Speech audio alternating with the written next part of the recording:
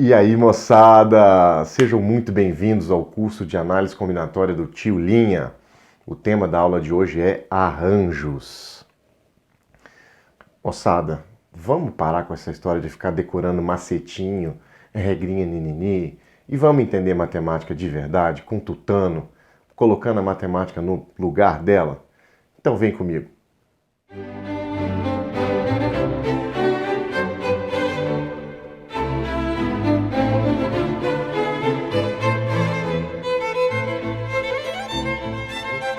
E aí, moçada, tudo bem? Sejam bem-vindos à nossa segunda aula de análise combinatória do Tio Linha. Na aula passada nós vimos aí as permutações de N elementos distintos. Agora nós vamos ver então o próximo problema pronto. Lembra que eu expliquei na aula passada que estudar análise combinatória é, primeiro, estudar os problemas clássicos, os problemas prontinhos, já pré-fabricados, e qual é o raciocínio que a gente usa para resolvê-los. Então a gente já viu o problema passado. Eu tenho N elementos distintos, quero ordenar, quero saber de quantas formas diferentes eu posso ordenar. Isso é permutação de N elementos. O próximo problema pronto é o arranjo de N elementos distintos, classe P, ou arranjo de N elementos distintos tomados de P em P. São os jargões que a gente usa. O problema é o seguinte: dados N elementos distintos, quantas sequências ordenadas podemos formar com apenas P deles? P, logicamente, aqui menor do que N. Então nós temos os N elementos distintos, mas nós não queremos ordená-los todos. Nós queremos pegar apenas um punhadinho deles, que é P,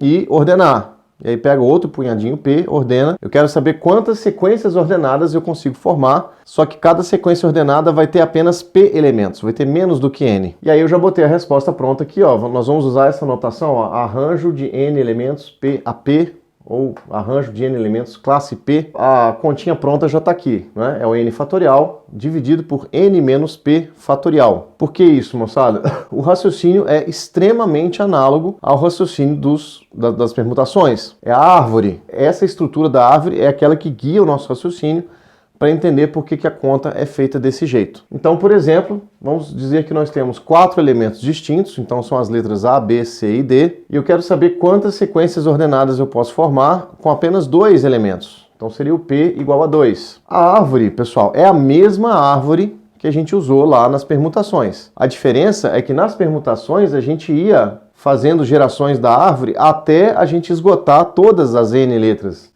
Então, seria uma árvore de 4 gerações. Aqui, como nós só queremos formar sequências com 2 letrinhas, então nós vamos pegar aquela árvore lá da permutação, mas nós só vamos avançar nela 2 casas, 2 gerações. Então vamos supor que eu tenho as 4 letras, A, B, C e D, e eu quero formar códigozinhos aqui de 2 letras, ordenados, né? Então, ó, AB é um arranjo, BA é outro arranjo, tá bom? Então a ordem importa. São sequências ordenadas diferentes. AB e BA são sequências ordenadas diferentes, porque diferem na ordem. Então eu vou fazer aquela árvore lá das permutações, só que eu só vou avançar 2 gerações, tá bom? Então na primeira geração eu tomei a minha primeira decisão, que é qual vai ser a primeira letra. Eu posso ter A, B, C ou D.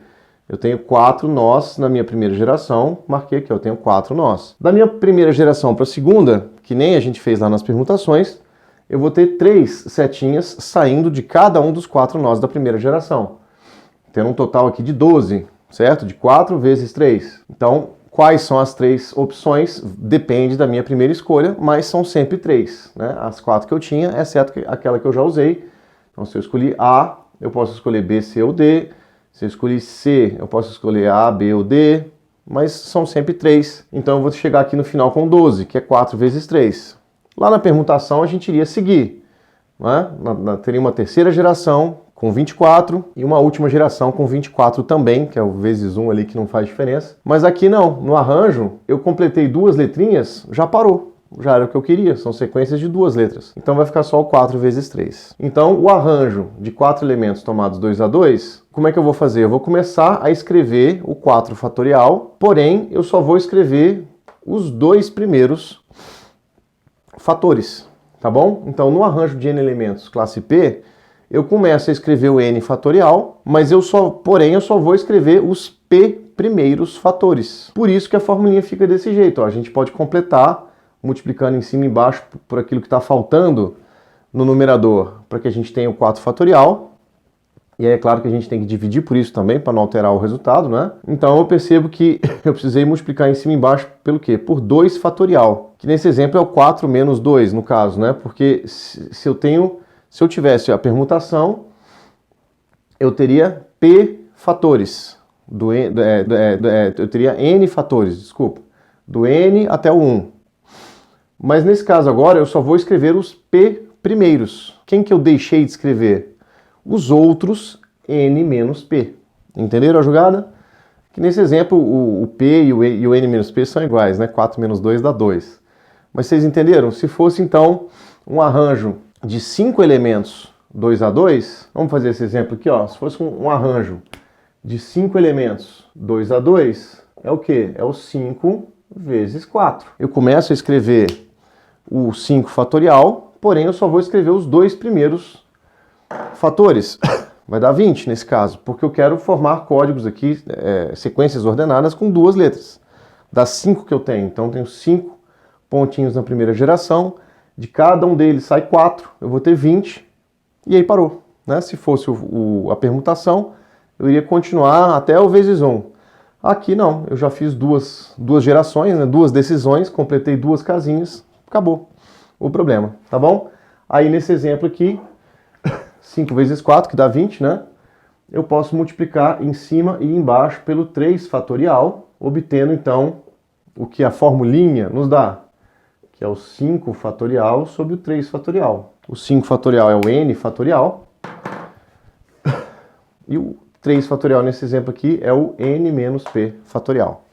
Tá bom, pessoal? Espero que tenha ficado claro. Qualquer dúvida, comentem aí nos comentários e até a nossa próxima aula.